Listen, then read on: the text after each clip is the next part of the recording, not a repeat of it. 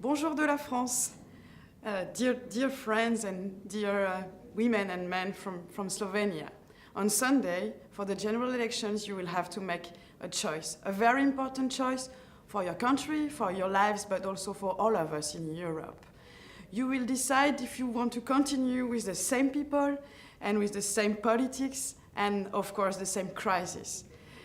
In the moment when the financial markets are already doing business as usual and are preparing with the right-wing forces the next crisis, and at the moment when the extreme right is growing in Europe with other risks for democracy and for human solidarity, as we see with the refugees, there's a hope. And this hope in Slovenia is Levica. It's a hope of social justice, it's a hope of ecological justice and democracy.